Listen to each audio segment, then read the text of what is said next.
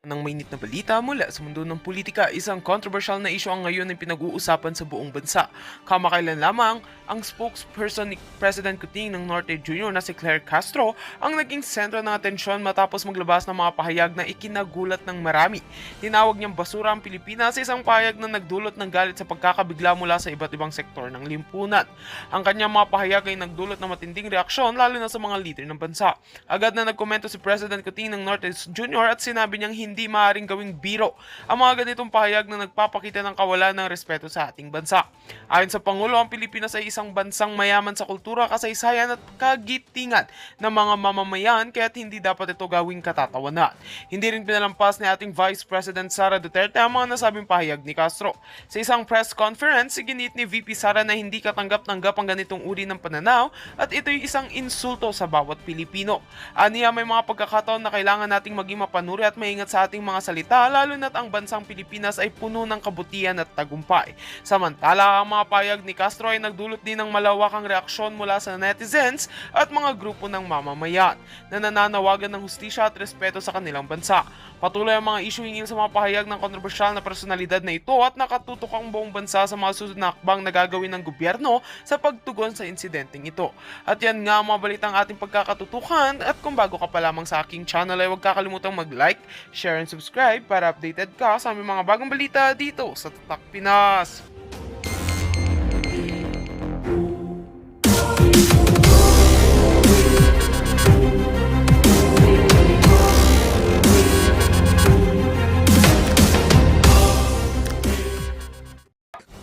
Saludo dito kay Senator Robin. Assalamualaikum. Pasensya na po kayo kanina, naputol po. Medyo naging emosyonal po tayo. Napanood ko ho yung unang bahagi ng video na to ni Senator Robin. Teka lang ho, pakita ko ho sa inyo para talagang kumpletos, Ricardo. Alam ho natin na talagang naging emotional siya doon sa bahagi na yun kasi pinutol ho niya video. Ito ho mga kababayan, panoorin natin. Ito ho ang tinutukoy na video nitong si Senator Robin na kung saan naging emotional siya. Billahi minasyaitanirrajim. Bismillahirrahmanirrahim. Alhamdulillahi rabbil alamin. Ito. Grabe, lamig ho siguro dyan, no? Daming doble ni Senator Robin dyan, eh. Ibang klase. Umaasa po tayo na ngayong araw na ito ay makita po natin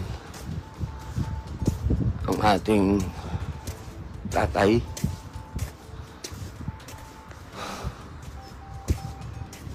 ang dati nating Pangulo,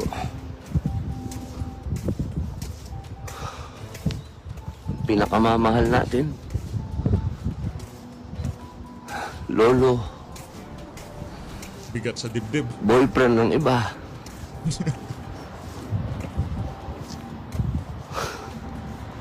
Sakit. Diyan na ho pinutol nitong si Senator Robin Padilla ang kanyang video. Kasi sobrang sakit nga naman ho mga kababayan. No?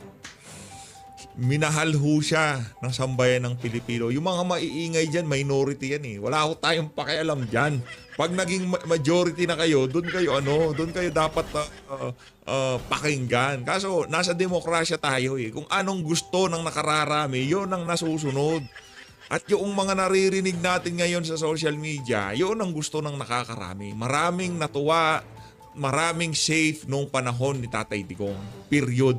Kahit ano pang pag-twist ang gawin nyo, pagbalik-tarin nyo man ang mundo, yun ang katotohanan doon. Alam ng mga OFW, alam ng mga tao sa Pilipinas, alam ng mga taga-suporta ni Tatay Digong, mga taga Davao, mga nasa iba't ibang bahagi ng Pilipinas, yung mga magulang na merong iniwang anak dito sa Pilipinas na kung saan pinag-aaral nila. Alam nila, mas na-feel nilang safe yung kanilang mga anak noong presidente, itong si dating Pangulo Rodrigo Duterte. Pakinggan nyo, ituloy nyo natin si Senator Robin. Pinipilit man po natin na mag-relax, katulad po ng sinasabi ni Mayor. Mahirap po gawin. Nako.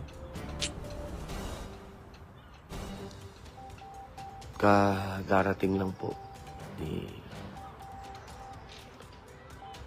ES Salvador Aldea, yung best friend po ni Mayor. Pagdating lang po niya, nakapasok na po siya, alhamdulillah. Nakapasok na po siya, dala po yung mga inayos po nila. Kagabi, yun po yung mga hinanda nila kagabi na mga gamit po ni Mayor, sinelas.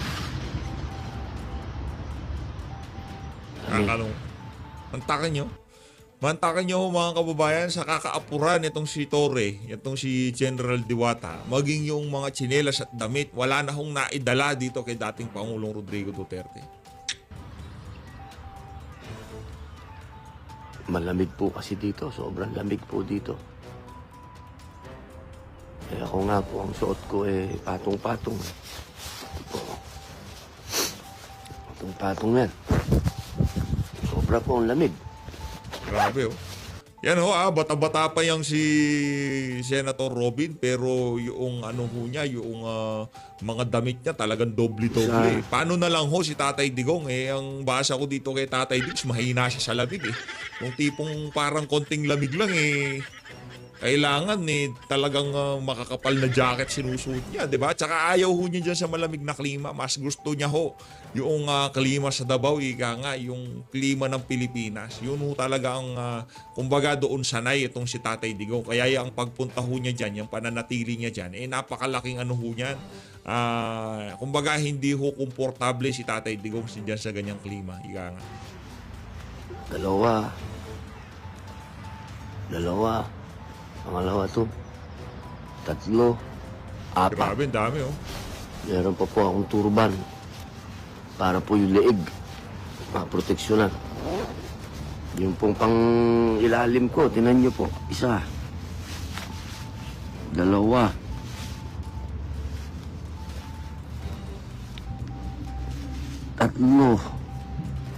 Grabe. 4. 4 po ang gano'n po kalamig. Si Mayor po kaya kamusta doon sa loob?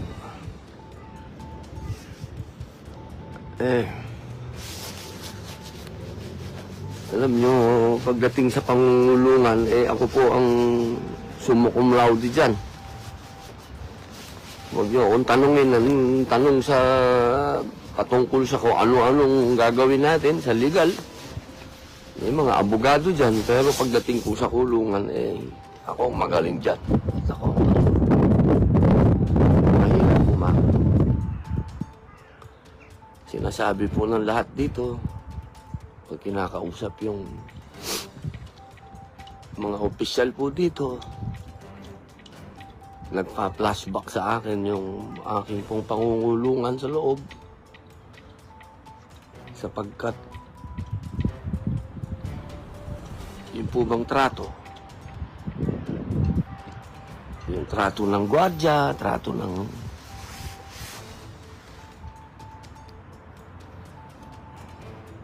siyempre pagka bilanggo ka sabi nga nila lowest mammal, pinakamababang antas ng pagkatao yan huwag kang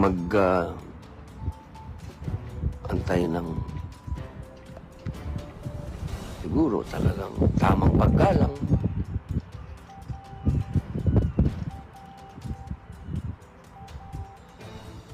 Mahirap lang tanggapin ba na nakikiusap ka sa dayuhan na kung pwede ka makapasok sa isang dayuhan. Mabigat yun. Yung ang sa kalahi mo naranasan niya ng mga kamag-anak ko, nanay ko, dati kong asawa, mga anak na talagang dadaan ka talaga sa gwardiya. Pakiusap, ID, lahat. Kapkapan, lahat. Nadaanan ngayon yan.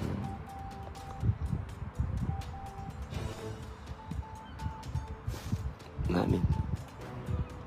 Lalong-lalo na yung pamilya ng ating mayor, ating dating Pangulo, yung ating tatay.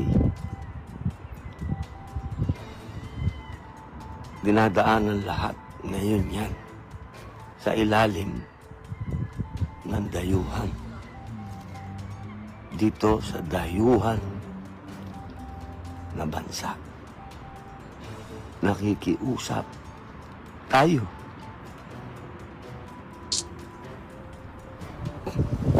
Kung pwedeng makita si Mayor.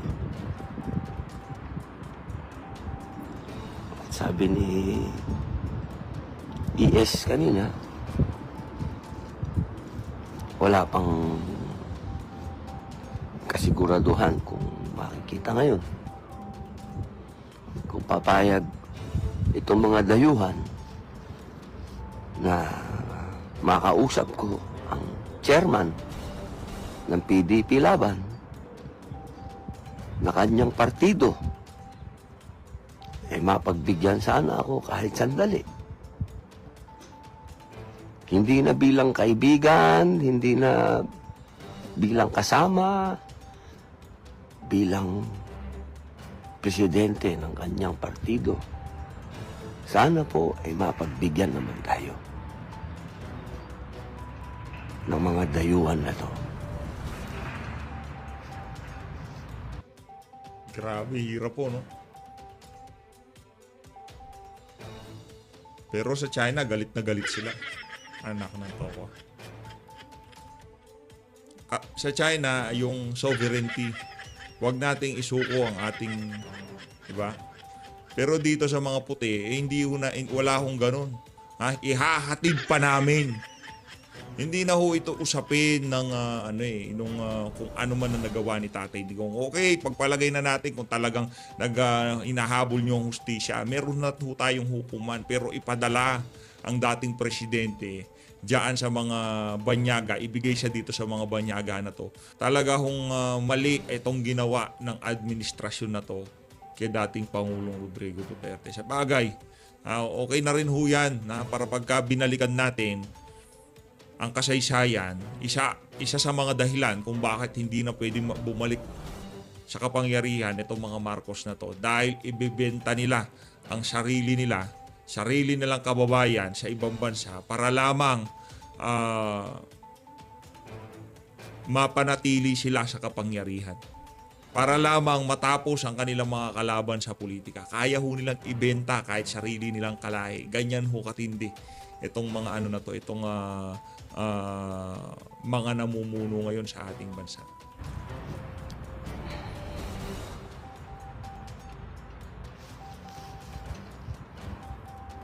Bakit tayo umabot sa ganito? Sakit. Ayun ho mga kababayan, doon na ho natapos ang video nitong si Senator Robin Padilla. Ngayon naman pumunta ho tayo dito kay Bonjing Boying Remulla. Ito, pakinggan ho natin sasabihin itong si Boying. But when it comes to them going into the country, kung gusto nila pumasok dito upang manghuhuli at magpasagawa ng warrant na kanila pong na-issue po siguro ng ICC pagdating ng panahon, kailangan po itong dumaan sa ating court system. Ito po ay kinakailangan ng isang action to enforce a warrant, action to enforce a judgment. Kailangan po dumaan yan sa ating court system. Kaya Ang sinasabi nung ilan, hindi na kailangan dumaan sa korte. Nandiyan na DOJ. Hindi ho korte ang DOJ. Nasa pangalan lang ho nila yung Department of Justice. Pero wala hong justice na nangyayari dyan. Alam mo yung mga linulugustong bulahin yung ating mga kababayan. Maliwanag pa ho sa sikat ng araw.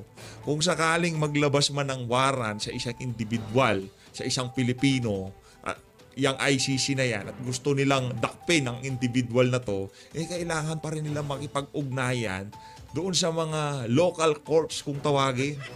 Diba? Kailangan ho nilang makipag-ugnayan. Hindi ho yung tipong pagbaba ng eroplano, wala ng local courts. Galing na ho mismo. Wala ho siyang sinight na Article 59 dyan, ha? Kasi yun ang didibatihan sa social media. Kesyo nag-withdraw na, kesyo ganon, kesyo ganyan. Hindi ho. Meron din ho tayong pulisiya na kung meron mang ilabas siya ang ano na yan, yung ICC na yan. Base dito kay Boying, narinig nyo ho ha. Kailangan hong dumaan sa PH court kahit anong arrest warrant pa yan na galing sa ibang bansa. Kailangan pa rin hong dumaan sa ating mga korte. Ang tanong, pinadaan ho ba yun? Yun ho bang Interpol red notice? Wala nang arrest warrant eh. Diba? May arrest warrant tapos na red notice itong si dating Pangulong Rodrigo Duterte. Kaya noong nakita siya ni Torre, wala nang korte-korte, rekta na. Sila na lahat, di ba? Ito nga si Torre ang matindi, naging Interpol pa siya. Dapat ho pala ang magbabasa ng mga karapatan ni Tatay Digong, hindi ho si Torre. Dapat yung counterpart ng Interpol sa Pilipinas. At yun yung ahensya na kontrolado nitong si Marcos Jr. Oh. Yun ho yun. Kaya para doon sa mga nagkakalat ng kwento na wala na, hindi wala, di ba nga na-withdraw na tayo, bakit natin binibida yung jurisdiction na yan, yung ano na yan, yung Article 59 na yan. Hindi na nga eh. Ito na lang ho, kailangan pa rin dumaan sa local courts ng kung ano man ang warrant of arrest na nanggaling sa labas. Kailangan pa rin yan dumaan. Pero yung kay Tatay Digong, hindi na ho pinadaan. Kaya, tiwala lang ho ha. Sana makauwi ho itong si dating Pangulong Rodrigo Duterte. Tayo ay umaasa. At kung uuwi man siya, kahit nandun tayo sa pinakamalayo, sasalubong ho tayo sa kanya mga kababayan. At sigurado ho tayo, marami ho tayong makakasama dito sa PH Update pagka nagkataon. Kahit nandun lang tayo sa malayo, kahit hindi ho tayo makita, kahit hindi ho natin siya makita, walang problema. Alam ko marami dito sa mga kasama natin dito sasama para salubungin itong si Tatay Digong kung sakaling makauwi na ho siya sa Pilipinas. Kahit wala pang pasalubong, okay lang. Okay lang yun, basta makauwi na siya sa lalong madaling panahon. Ang hirap po ng malamig, sa totoo lang, di ho masarap ang malamig na klima. Yung medyo malamig, okay lang. Pero yung sobrang lamig, hindi ho masarap yun.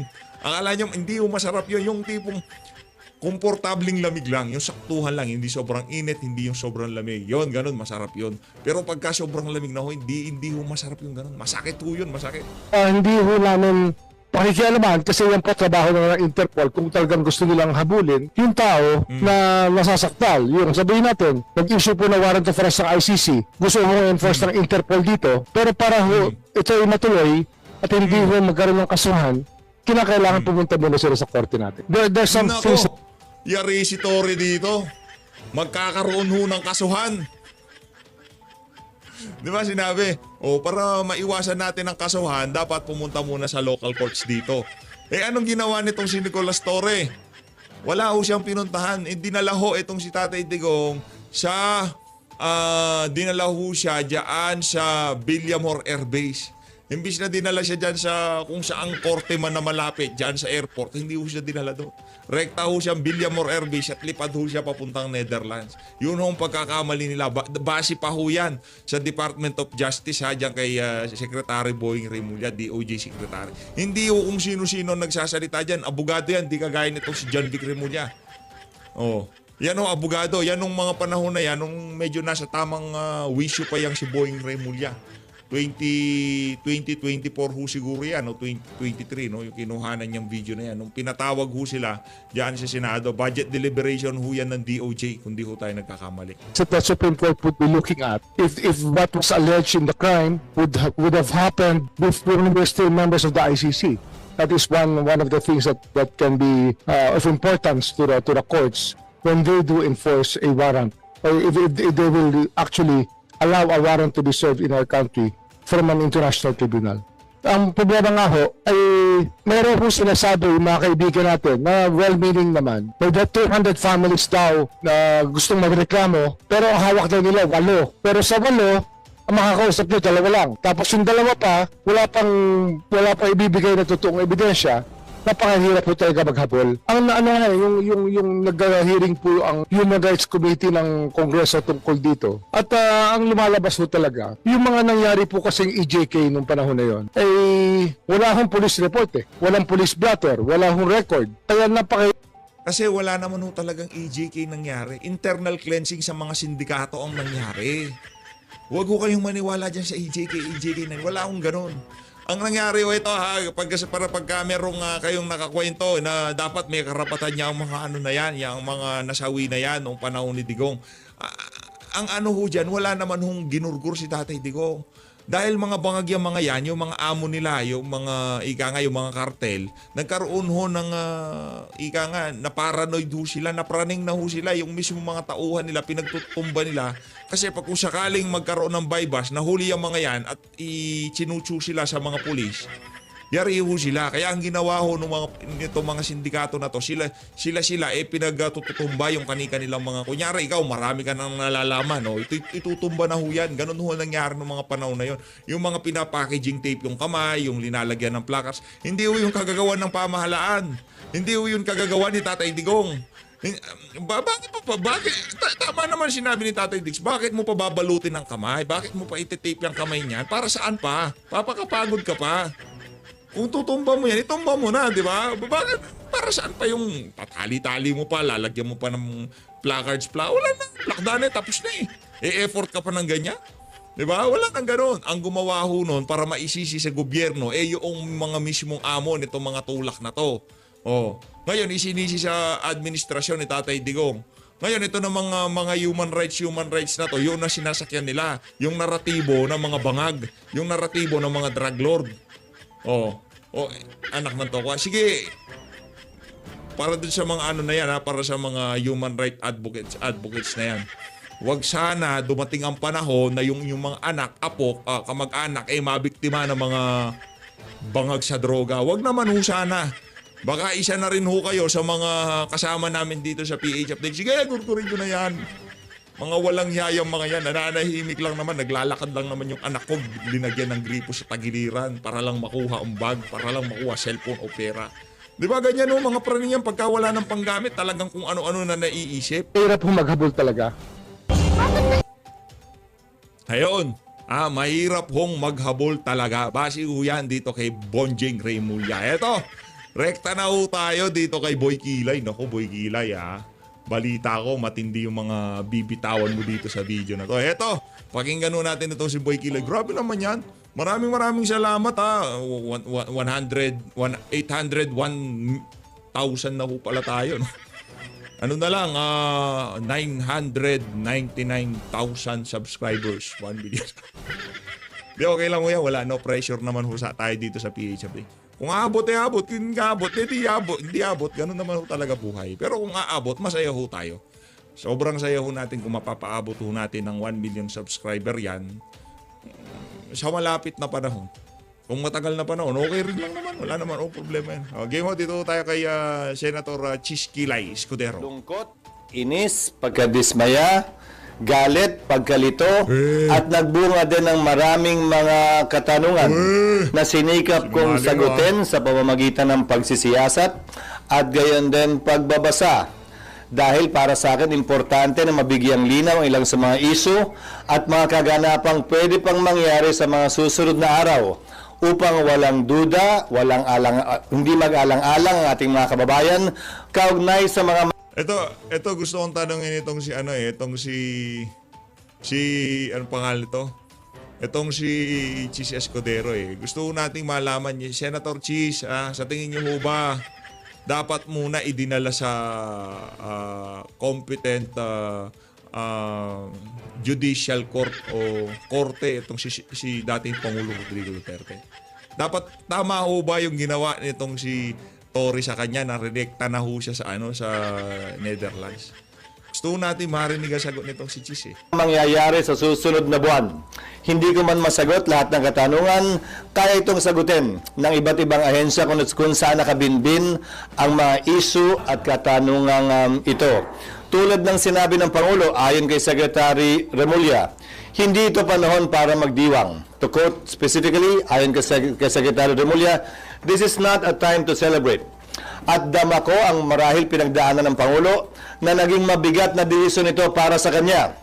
Ang pwede ko lamang maihalin tulad dito ay parang nung governor ako.